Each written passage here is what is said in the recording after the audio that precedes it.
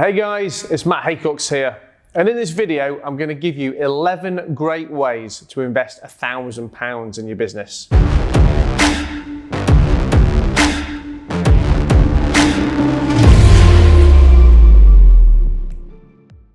Now, whether this is because you've got some profits left over, or maybe you've got access to some government grants or loans, or maybe because you've decided you want to use some of your credit card to get the most out of your business, the strategies that I'm about to give you are going to give you maximum value and generate a fantastic return on investment. Some of these strategies will bring you an immediate return, while some are more of an investment for the long term. Some are going to use up all of your grand, while others are going to cost a lot less, which means you can implement quite a few of them. But all of these are tried and tested by me, and they will work. So don't sit on the sidelines, don't procrastinate any longer. Make the investment, make the commitment, and reap the rewards. Okay, so the first place you need to be investing is in yourself. And until you're investing in yourself, you shouldn't even consider investments elsewhere. Whether you've got a business or not, you must commit to your personal development, your growth, a quest for knowledge, and your personal betterment. This will pay dividends for the rest of your life, not just today, and not just in the business that you're currently working in. Now, I've always been interested in learning new things, but for a large part of my life, I didn't do this formally or in an organised way. I'd read books and I'd always have an open mind to new things, but I never went too deep on my learning, other than learning from my personal experiences. But now I'm all in.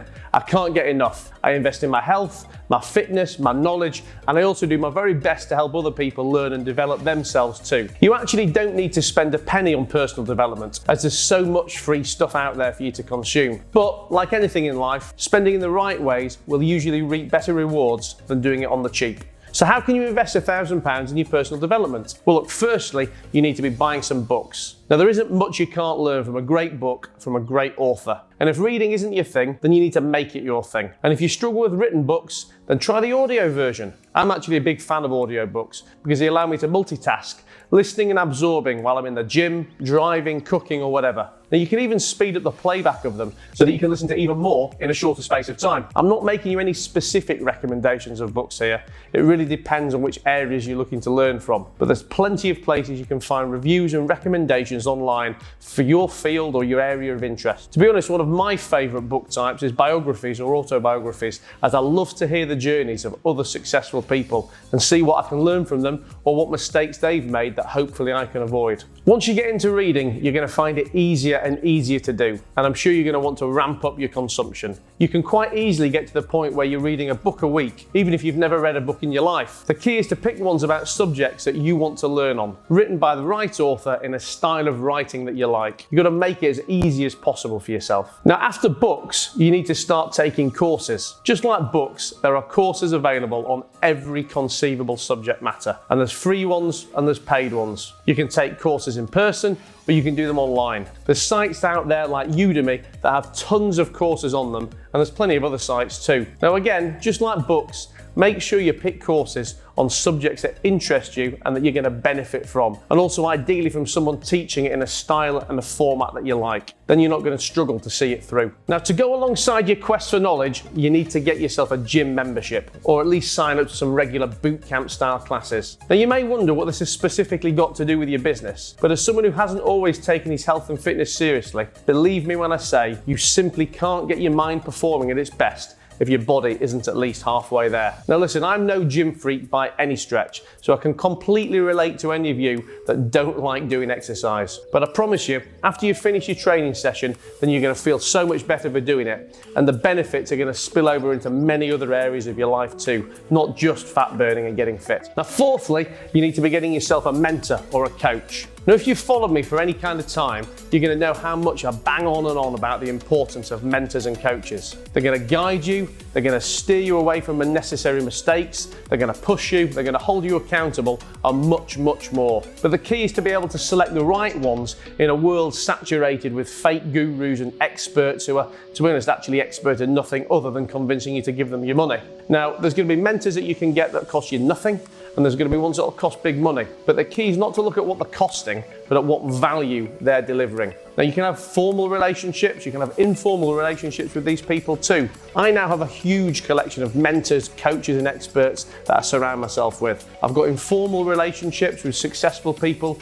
who I get to pick their brains over a bottle of wine, and I've got formal relationships with people that train and advise me to ensure that I'm always trying to perform at my best. Now again, like all of the points that I've mentioned before, the specific experts you need are very much down to what it is that you're looking to achieve. But the key is to know that you need these people, to seek them out and to hire them. The right coach or the right mentor can literally transform your life and your business in a matter of hours or less. Now we come on to one of my favorite topics, networking. Now the results you can achieve for your business and even your social life here are well in excess of any costs if you do it right. The problem is most people don't know what they're doing when it comes to networking, which is why they get little or no success from it, and that ultimately networking gets a bad name with so many people. So how do you network properly? What do you need to be doing so that you don't automatically roll your eyes at the thought of having to go to another networking event or build relationships with people that you don't know very well? Firstly, you need to ensure that you are specifically targeting the people that you're wanting to meet. Who are they? What field of business are they in? What social or professional circles are they in? Do you know specifically what they can do for you? Or do you have a reason to just want to build a relationship with them even though you're not 100% sure where it could lead yet? This mentality and thought process is absolutely essential to stop you wasting your time in situations that will never bear fruit. If you know you're looking to buy a new pair of jeans, then you would know exactly what shop you were going to go into and you'd start looking. You wouldn't just wander aimlessly around the fruit and vegetable market hoping for a pair of Levi's to jump out at you. Now, without targeting your potential future relationships and planning where you're going to find them, this is exactly what you're doing. When you've targeted these people, where are you going to find them? Are you going to go to a specific event already where these people are going to be? Or are you going to reach out to them online and invite them to an event or an environment that you're specifically creating for them? Now, whilst I do go to some larger events where I know certain types of people are going to be, or people from certain industries are going to be, I personally normally focus my networking and relationship efforts deeper, and I specifically plan people that I'd like to meet. I reach out to them, I contact them, and then I invite them to an environment that I can control. That could be as simple as a dinner or maybe a fun activity or event. The depth of the experience is what will build the quality bonds for you. So the more unusual or memorable, the better. Don't be thinking that you're going to blow all your budget at once on this, because memorable doesn't have to mean expensive. I've had some great fun and I've started off building great relationships on hikes, paintball sessions, boxing classes, and plenty of other activities and situations that you wouldn't necessarily associate with the business environment, but that they work perfectly. Now, after you've met the person, been to the event, had the fun, started to build the bond, don't make the mistake that most people do and stop there. Like every aspect of selling and growth, the money's in the follow-up and in consistency. You've started to make a relationship with these people for a reason, so don't just leave it there. Make sure you communicate the day after. Thank them for the time. Reminisce about something funny that happened. Now, unless you're very lucky, there isn't going to be an immediate deal to be had in these relationships. So just keep building them and curating them over time. The key to being remembered and wanted is to be proactive and to give value with no expectation in return. Don't harass them for business that clearly isn't going to be coming your way. Don't ask.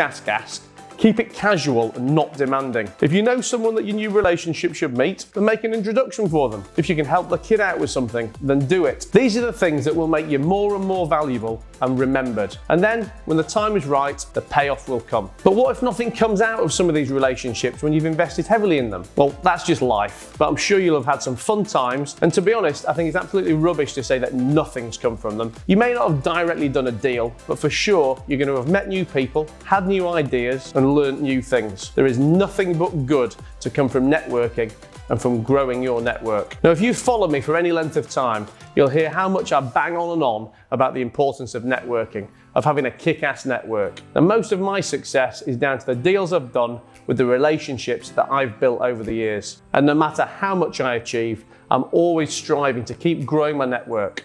I've got a phenomenal black book of people in every industry. I've got investors, mentors, celebrities, people who can make things happen for me and enrich my life in some way. And I am telling you now that you will not achieve great success without your own power network, and you can start building it on a very limited budget with nothing more than a bit of creativity and some effort. Now let's talk about social media. Social media is the greatest marketing gift of the 21st century. I mean, what else can you do for free that can achieve a global reach? And on top of that, it's all under your control.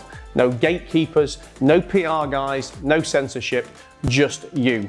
Putting out your brand and your message. Look, I'm only 39 years old, and even in my early 20s when I was trying to build my businesses, this gift was unthinkable. Anyone not using social media platforms like Instagram, Facebook, LinkedIn, they are depriving themselves of the most incredible marketing opportunity out there. But how can you improve your social success? By throwing some of your investment budget behind it. Look, there's loads of great ways to maximize your social success using paid strategies. And everything I'm about to tell you now, I've used myself and I've achieved success from. Firstly, you should look into holding some competitions. These are a great opportunity to showcase your brand, get follower interaction, and grow your follower base. Create a competition that involves people liking and sharing your post and your page and tagging their friends in it too. This is going to help push you out to a whole new audience so much quicker than you could ever dream of doing it yourself. Now look, obviously the prize needs to be appealing, but it doesn't have to cost the earth. I've seen competitions that have cost less than a couple £100 to put together, and they generate literally thousands of entries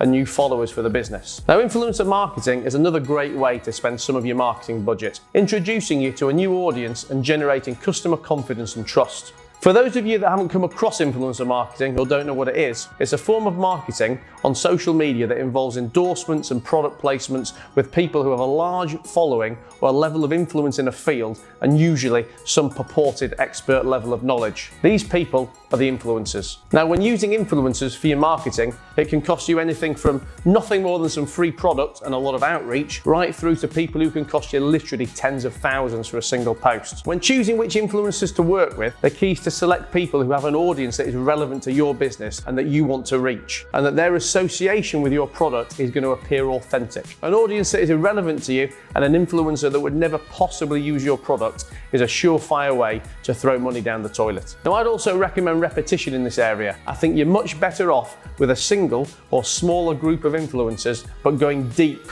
with them to represent your product rather than using a very wide group of influencers who only flash it once and it never gets the time to sink in with their audience. It can also be great to tie in influencer marketing with my earlier competition idea too as well. Get the influencers to help push your competition out to an even wider audience. Boosting your posts with a little advertising spend can also be a very effective use of marketing budget and help cost effectively grow your reach. Now, most social media platforms allow you to put budget behind pushing out your post to a wider audience. As great as social media is, the organic reach of most platforms, that's the natural, unpaid distribution of your content, it's getting smaller and smaller as more and more people join these platforms and create content. The platforms therefore monetize their business models by giving you the opportunity to pay to have your content shown to a wider audience.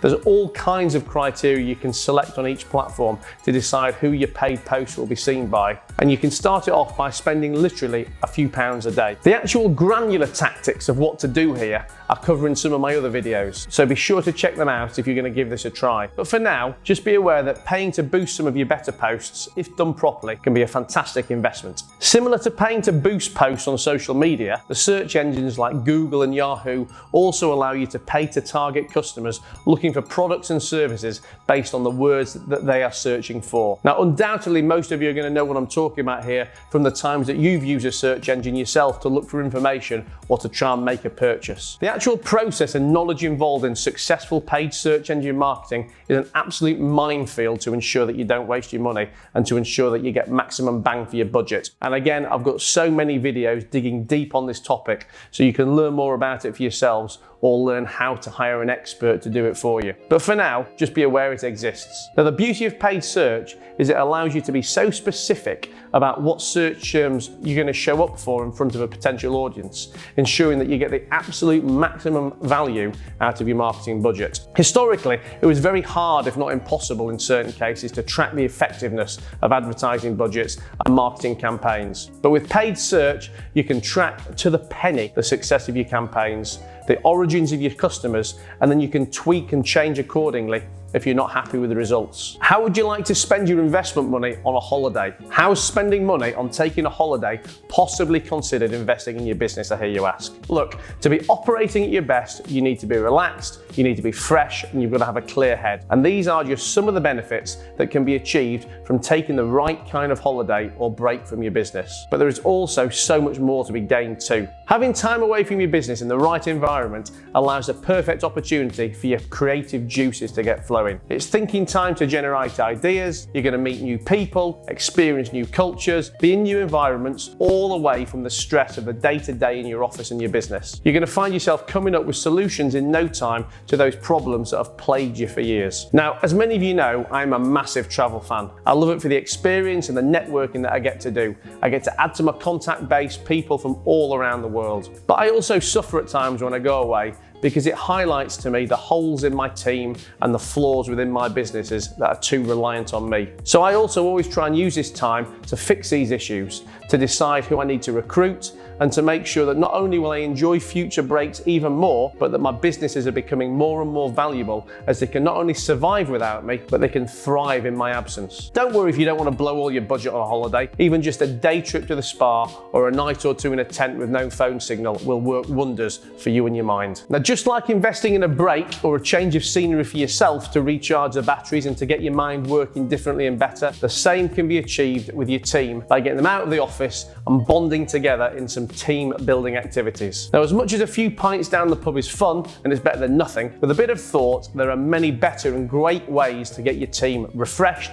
bonded, motivated, and also to get their minds working differently, helping to both make them happier and also to bring a new dimension into your business. Now look, you know your team the best and what will suit them, and you know how much of your budget you're looking to spend on this activity. But if you're struggling, then start off by thinking of ideas like escape rooms, paintballing, rafting, things that will push your team out of the comfort zone and give them memories to talk about for weeks and months to come. Have you heard the saying, content is king, or content is the new currency? Well, if you haven't before, you have now. And let me tell you what it means and how important it is. Now, content refers to any kind of creative output that you make for your business or your brand. Written, audio, video, short, long, literally absolutely anything. Anything that showcases you, tells your story, and gets your message across, educating people, entertaining them, inspiring them. Now, the kind of content that you create will be dictated by what your business is and what your style is like. But the key message here is that you literally can't make too much of it, as long as it's good, that is, and that you need to be creating as many types of it as possible for as many different platforms as possible. Creating great content doesn't have to be expensive. In fact, it can be free. The quality of it comes not from what you spend on it, but from what your message is, from the effort that you put in to think about what you want to do. You can be creating content with nothing more than your camera phone or a pen and paper blogging on a free platform, but you can also put some budget behind it too. If you aren't a great writer, then you could hire freelance writers to ghostwrite articles for you. You could hire an editor to funk up the videos that you make on your camera phone, adding logos, animation, and music. I personally often use websites like Upwork, Fiverr, People Per Hour when I'm looking for any freelance help. They're definitely worth you checking out. But before you hire any freelancers, you must ensure that you're very clear on exactly what it is you want them to do. If you want them to be reflective of your brand and your goals, then they are only as good as their instructions. So don't just give them a vague brief and leave them to it. Make sure you set them a very specific task. Now, you can always agree with freelancers to give you a couple of revisions on each task too, if you need to make some tweaks and get it perfect. This one's very quick and easy. Every buyer wants a deal, and every seller wants some guaranteed upfront cash. Now, whether it's a regular supplier or someone you're about to make your first purchase from, and reach out and see who is keen for some upfront cash. Most business transactions are done on some form of credit, typically 30-day payment terms. But if you can afford to pay upfront for things, you can often negotiate discounts of around 5%. But catch the right person on the right day, and it could be significantly more. Also, because you're probably buying something here that you are going to buy anyway, it hasn't really cost any of your £1,000 investment budget. You've just used it to pay a little bit earlier for something that you would have done anyway. So you can actually still invest your grand in all the other great ideas in this video. Now, we all love a new fancy piece of tech. The latest new iPhone, a new PlayStation, a new lens for your camera, whatever it may be, we can never get enough. But the one place where this can really count is in your business. When you're operating with out-of-date equipment, then you can never be operating as quickly and efficiently as possible. And depending on what line of business you're in, then your equipment could actually be making you produce a substandard product. The latest printer, a new graphics card for your monitor, a voice-activated app. You know your business and what it needs better than I do, so you can decide what the money is best spent on. But just make sure you spend it on something that's going to add value to your business, either making you more efficient or help you produce better client output. Don't spend it on something for vanity or just for entertainment. Have you already got all the latest tech and you can't find anything to spend your money on? Well, maybe invest in a coat of paint for your office or a couple of new pieces of furniture. Make your environment as appealing as possible to impress your customers and keep your employee morale high. Now, just like my aging face that could probably do with a good facial or a hint of Botox, your business image may be getting tired too. First impressions really do count, and a crappy logo, a poor colour scheme, an out-of-date typeface, or maybe just inconsistencies across your brand image are all factors that can put customers off from buying. So how do you invest some of this £1,000 budget to fix it? Well, you can look to employ the services of a freelance graphic designer, which again can be found on the likes of websites like Upwork or People Per Hour. You can engage with them to do a brand audit and provide some advice for you on the bits of your business image that can be improved or upgraded. Maybe you've got the building blocks of a great brand image in place already and you just need some new signage or a refresh to your website. Or maybe you're an artistic and branding disaster, scaring off potential customers before they even get close to making a purchase. Either way, the services of an expert will guide you and help you on the fast track to a great looking brand, making sure that your image and your style is unified across your business and as relevant and modern as can be. When you're selecting a designer to work with, ensure that you get to see their portfolio of previous work first and use that as a starting point of making your choice of who to work with. Design is a very subjective area and there is no right or wrong. So you need to work with someone who has done great output previously that you love. And that may not necessarily be what other people love. Never work with someone whose work you haven't seen before. Most designers will offer a step-by-step service whereby you can get preliminary designs before committing any further in terms of time and money. And if your designer doesn't do this, then you need to find one who does. Have you already got all of my previous 10 points taken care of? Are you a master digital marketer with all the latest tech, a motivated team,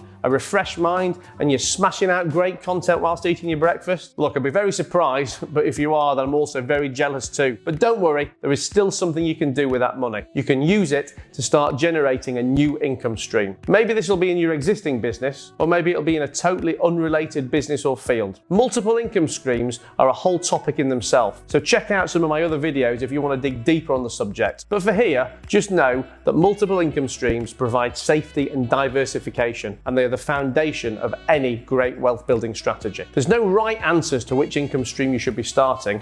They will always be personal to you, your interests, your skill sets, your budget, and the time that you have available to you, to name just a few things. But if you're early in your journey of creating a second business or a new income stream, then my advice would be to try and make it not too dependent or too related to your current one. Many people who ran a business prior to the corona pandemic will know exactly what it's like to have their income turned off overnight, whilst other people got to experience a huge surge in their business if they were involved in the likes of online retail. Try and see what external factors may apply to your current business that could cause it to experience a downturn, and try and ensure that your next income stream isn't subject to those same factors. That way you can ensure that whilst one business may be suffering, the other isn't, and you should always have income coming in. So there you have it, 11 great ways to invest £1,000 in your business. And if you've got more than £1,000 to invest, you can go deep on some of these ideas, or maybe try a few of them. If you've got less than £1,000 to invest, you can still get going with my suggestions quite cheaply. I mean, reading a book, for example, needs to cost nothing more than a trip to the local library. But whatever your budget, make sure you get applying these strategies today, because if done correctly, your business is going to start reaping the rewards immediately.